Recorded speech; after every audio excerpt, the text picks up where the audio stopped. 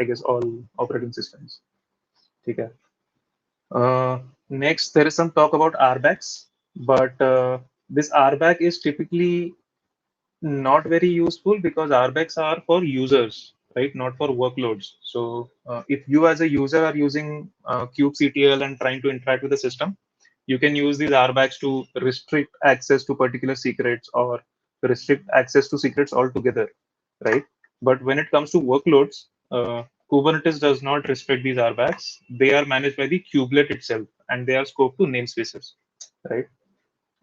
Yeah, so it says users RBAC does not determine what secrets the workload can have access to, right? So if you create a secret in, let's say, namespace prod, every workload that you provision or create in that prod namespace, every pod that is created in the prod namespace can access all the secrets that are created in prod namespace, right? That's what it generally means. And uh, if you are not comfortable with this, then I guess there are some methods which are discussed in later chapters, I guess chapter 11. But for this chapter, this is the assumption that if you create a secret in a namespace, every pod created in that namespace can access that secret, right? So if you consider this scenario that you have a pod and then you have a user who can basically do a kubectl exec in the pod, so indirectly you have given access to this user to access any secret, right? Because they can create a pod with a secret name and the secret will be mounted inside that pod. So you have to be careful about what kind of access you give to your users. Okay, next, it talks about the consumption model. Okay, so once you create the secret, there are two very common ways you can consume the secrets. So in this chapter, I guess there are three ways which are described, but the two common ones are first is environment variables, right? So let's say if you create a pod here, right, and you want to access the secret which was shown before, right? It was called my secret. So this is how you would load the secret in the environment variables, and when you run the pod, these secrets will be available as environment variables. Now, there are two concerns about this. The first one is you cannot hot reload your application if you change the secret value. You have to recreate the pod, right? So that is the first concern. And second concern is if somebody gets access to the host on which the pod is running, they can just inspect the container and see the environment variables and get access to the secrets. And this is the demo that we have. So should I just quickly jump to the demo parallelly, or should I finish this and then go to the demo? I think we can do it right now, but yeah. Okay, let's just look at this stuff what we discussed, right? So there's some continuity. Okay. Uh, I've just created a local kind cluster on my machine. This is the gist thing. I'll just share it on the code here. Okay, in case you want to follow, right? So if I do a kubectl get pods, there is one pod running. Okay, and if I do a secret. Okay, so I've already created this secret. If I do a kubectl get secret, my secret.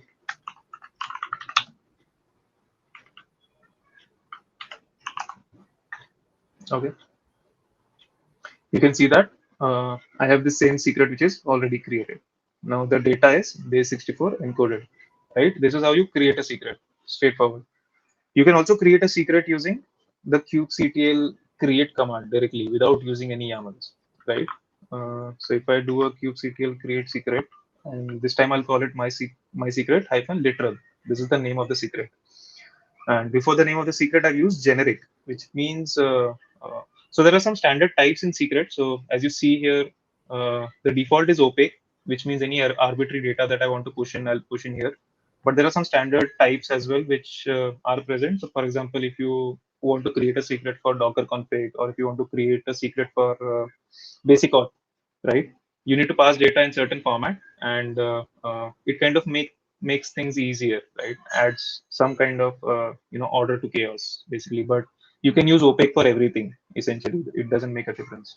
So kubectl create secret. The type is generic. The secret name is my secret literal, and then these two values, the same values which you have from earlier, right? So db key and db user. So if I do this and if I do get secrets, I have two secrets now. Okay. Now, how do I fetch secret data from kubectl? Again, you can just run this command, which says kubectl get secrets, the name of the secret, and then we are just concerned about the data block in the secret, right? So if you see here in the YAML, our secret lies in the data block. In any secret that you create, the data block is where the secrets are, and inside the data block, you'll see a key value pair or multiple key value pairs, right? Depending on how you design your system. So in this case, I'm trying to fetch the value for db user. Uh,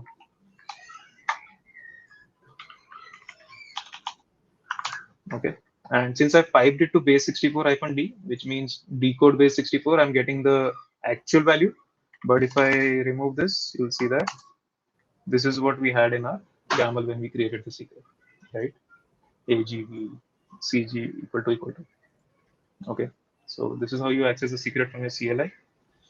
Let's see how you can quickly access the secret from inside pods using the environment variables. Uh, I already have the Nginx pod running, so I'll just instead of applying, I'll just exec into the pod. Okay, and if I just run env grep user pass, right? So if you map it with the pod object that we have here, you see that in environment we have two entities, right? Two environment variables. First is user, second is pass, and the value for this user would be whatever we've stored in the secret named my secret, and the key is db user, right? So there are multiple key values here, so sometimes it's tricky for new users, but I guess this example kind of makes it clear here. We are inside the Nginx pod that we created, and by the way, env is the command that prints all the environment variables that are available, and we've just done a grep on user and pass, right? So there are a bunch of default environment variables which are available, and we also have our secrets which are mounted here. So as we saw that there is this chance of leaking the secrets via the container, if somebody has access to the host pod is running, right? So since I'm running my kind cluster, I have a Docker container. So I have two kind clusters. So Docker, demo control plane is the one that we are using right now.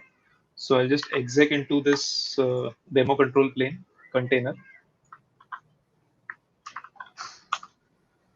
Okay. And if I do a CRI PS, I see a bunch of containers here. If you see, all my control plane components are running, right? So I have controller manager, I have the CNI running, I have core DNS, proxy, API server, and etcd. Okay. I also have this Nginx running, right? This is the pod that I've created. Since it's a single node container, you can single node cluster, everything is running on the same node. So if I just do a CRI sorry,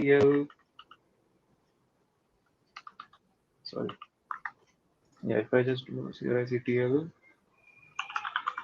inspect, I just inspect this Nginx container using the container ID, right? I see a bunch of data here, but if I just scroll up,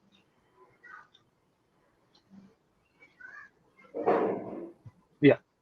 So in this env section, you can see that user and pass, they are clearly visible. So if somebody has access to a VM which is running a pod which has access to some secrets, they can access those secrets without actually getting inside the pod, right?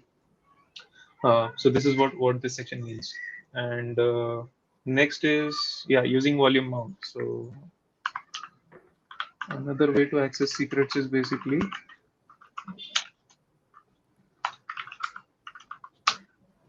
yeah, apply. Okay, so I've created this pod. Let's exit into the pod. Okay, so in this case, I don't have user or pass as environment variables, but rather, if you look at this pod definition, you'll see that I've created a volume mount, right? and I've mounted this volume at this particular path inside the pod is etc credentials, and the name of the volume is creds. Okay, and what does the creds volume have? The creds volume has a secret which is named my secret. So this is how the secret contents will be made available on this particular path, mount path inside the pod. So if I do a ls etc credentials, I can see db key and db user, and I can do a db key. It shows me the db key, and if I do a db user, it will show me haptio. Okay, so you can then basically configure your application to read this particular standard path inside your pods instead of using environment variables. Uh, Another advantage of using this is hot reloads. So if your application is able to watch this particular path for any changes, which a lot of programming languages do support out of the box, right? It's a pretty standard offering. So if your application watches this path, whenever you make a change to your secret, your application can reload at runtime, and you don't have to go and restart the pod or recreate the pod for that matter. So that is an additional advantage of using this volume mount. Any questions around this? All right. So one thing we can check is um, a minute.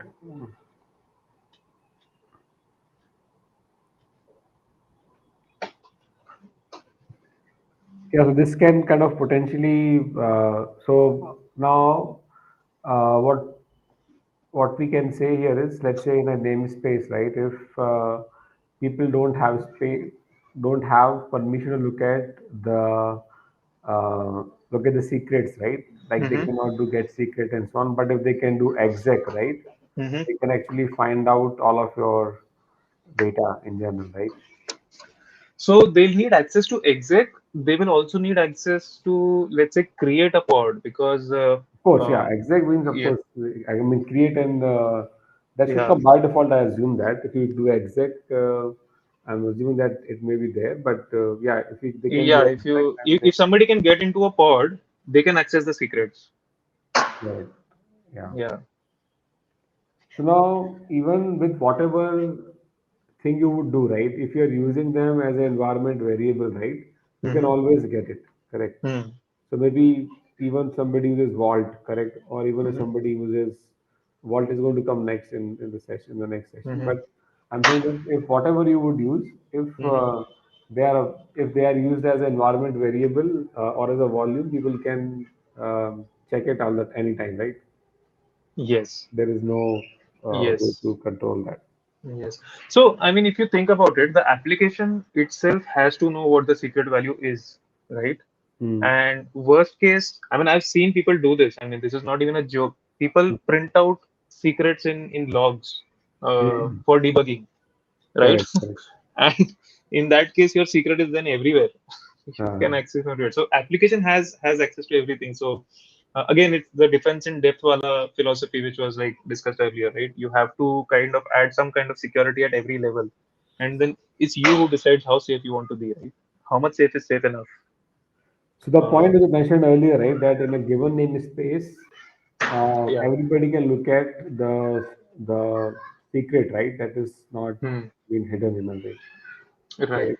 So that boundary also need to be very clear that okay, if you are a given team, you are in a given namespace, then everybody can see everything in general. That is how it is. Right.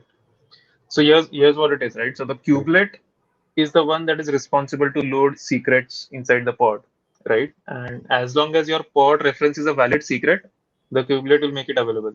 Mm. Right. So that's what Okay. it is. Yeah. Yeah.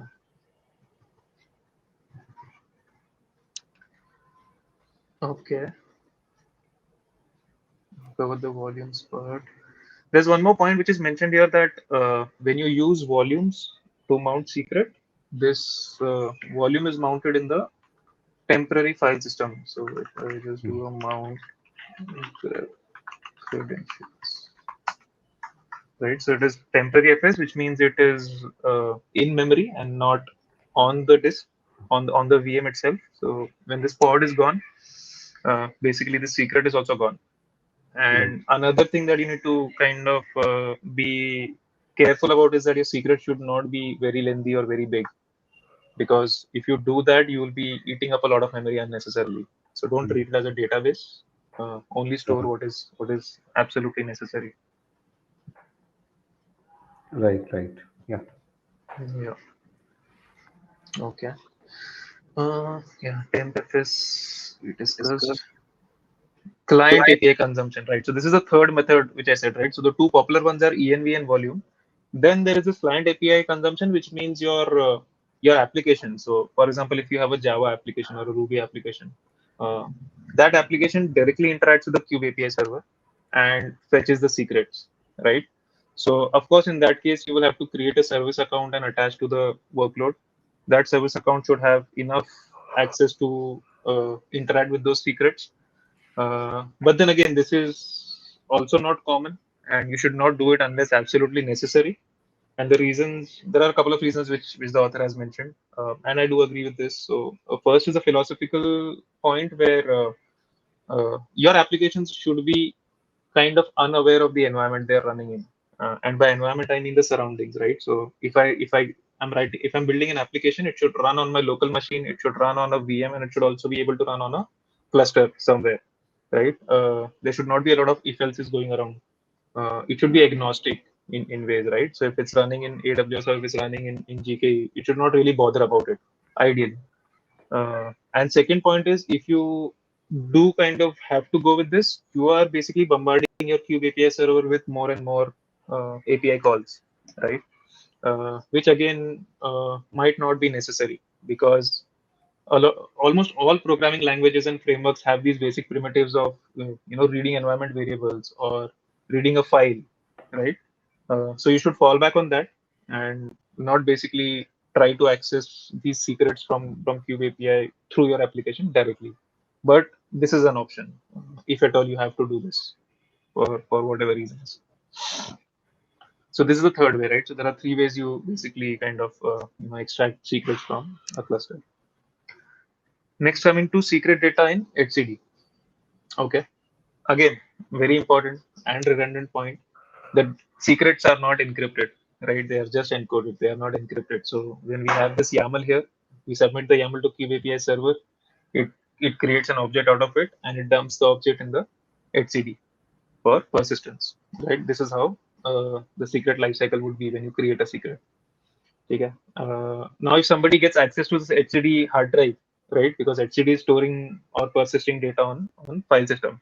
So if somebody gets access to this hard drive or the data on that hard drive or one of the snapshots of this hard drive, they might, in theory, be able to extract the secret unless you have used data encryption at rest, right? Which was again the yeah, at the beginning of this chapter, right? The Luke's Linux Unified Key Setup.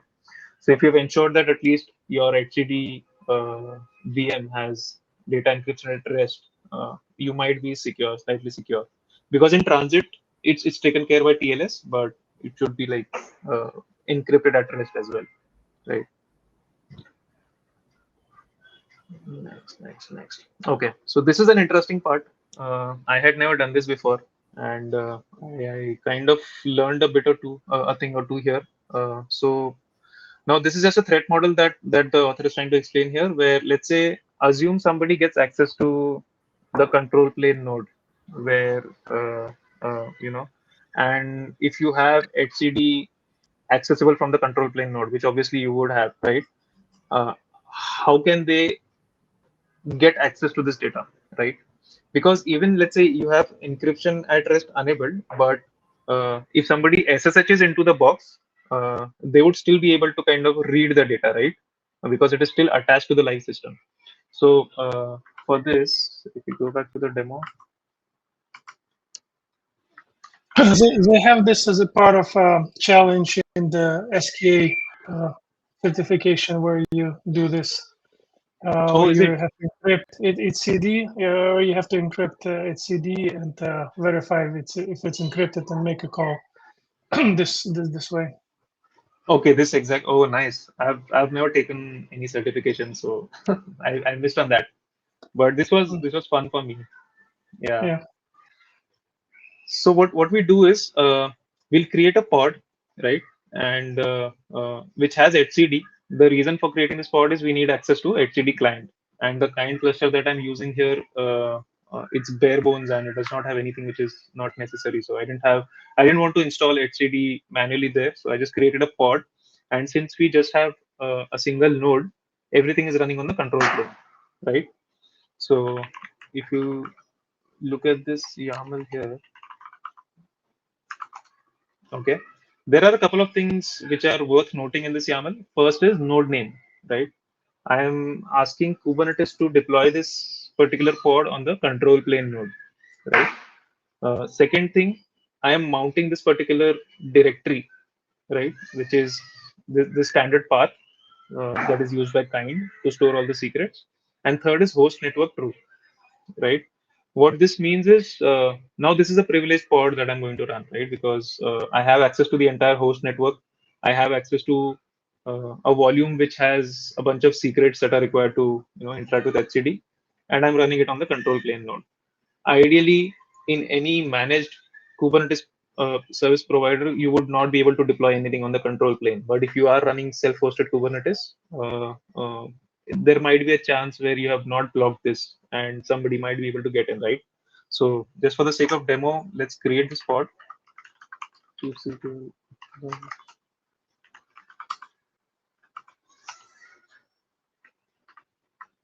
Okay, and let's get inside. Okay, so now I'm in a pod which is running on the control plane with host network true, right? Which means I have access to everything which is kind of running here. So if I check, I can see all the running services. I have access to localhost, right? 2379 is the port that is used by HCD, so I can access that as well. What we'll do is we'll just uh, run this command and then try to understand what's happening. So if I do, so here the command name is etcdctl, right? etcdctl, and it has a bunch of arguments. The first argument is endpoints, which is in our case localhost colon 2379, and it requires a bunch of certificates for authentication, you can say. And then finally, I give it a command which is get, and I give it a path, right? So there's a structure to this path. It's also mentioned in the book. If you check here, yeah. So this is the structure, right? Slash registry slash secrets, and after that, it is your namespace and secret name. So in our case, we've created the secret and default namespace, and the name of the secret is my secret. Okay. So if I run this command, I can see that I get back a response, and I can see the secret which is stored.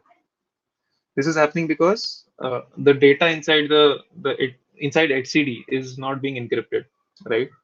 Although your VM might have encryption at rest at a storage level, but at the application level, the data is not encrypted. Okay. So what can we do about it? We can enable static. So there are two options. There is static key encryption and there is envelope encryption. Just give me a minute for somebody at the door.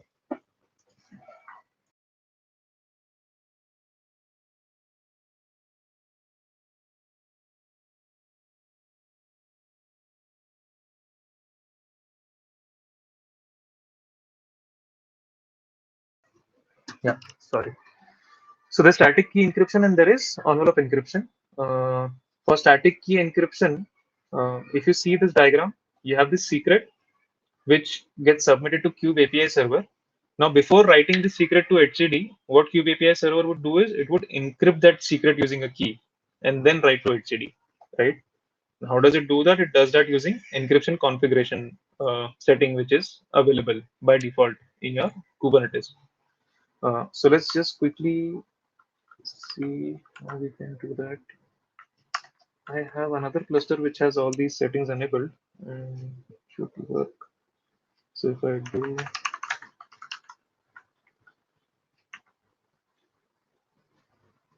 okay, let me see. Okay.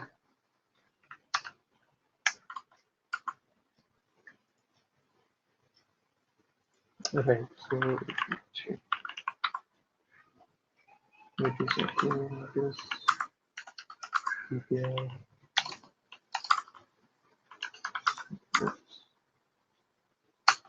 Okay. Now by default, this file does not exist. I have created it beforehand, but if you see here, it has two sections, right? There's a resources section, and there's a providers section. In resources, we say that we are targeting secrets that we want to encrypt using a provider, right? Secret box is one of the providers supported by Kubernetes. I guess there are 2 or 3 options mentioned in the book, but these are basically, from my understanding, these are just encryption algorithms which are available, right? That use a symmetric key, and by symmetric key, it means that it uses the same key to encrypt and decrypt. So I am asking Kubernetes to encrypt all the secrets using the secret box provider, and the key that I am passing is this again is base64 encoded. So if I do echo base64-d, right, this is some random gibberish that we have generated uh, using this command, right? But you can use any 32-bit string that should work. So if I do, every time I run this command, I'll get something random, right? So that's how you create a 32-bit random string in Linux. So this is the YAML which we have prepared, the encryption configuration that we have prepared, and to configure your Cube API, you also need to update the Cube API server YAML, right? So if I do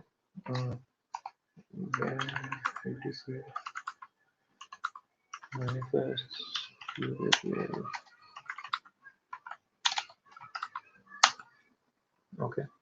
Okay, so this is a line that we need to add here, encryption provider config, and this is the path to the file that we have created on the machine. Okay, so I'll just uncomment this.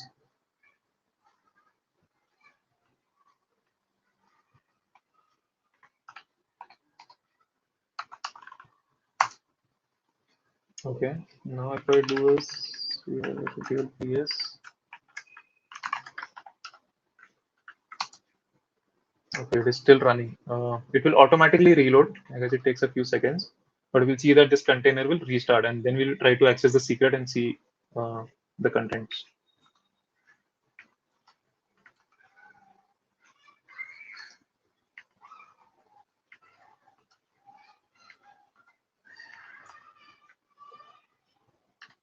Okay, I guess the pod has stopped now.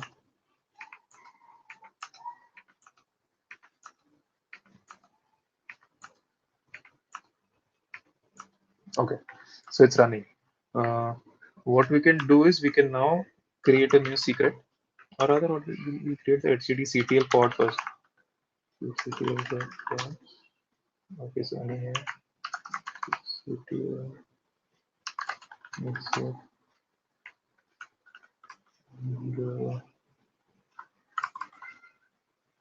Just copy this.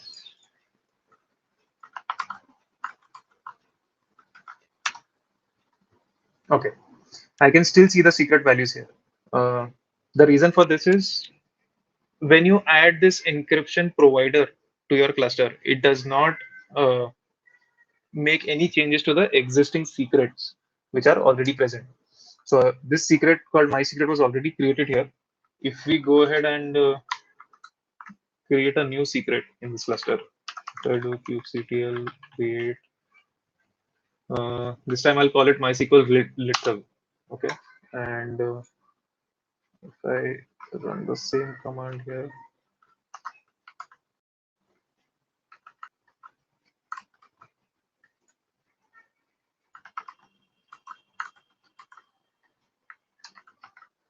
MySQL hyphen literal, right? So you see a bunch of gibberish, which means it is encrypted. And if you see here, it has this keyword secret hyphen key hyphen 1, which is nothing but the name of the encryption key that we added to the file, right? So let's go back to the book and check. Right, so we call this key secret key 1, and that's what Kubernetes is. The Kube API is responding with, right? So if I check my secret, okay,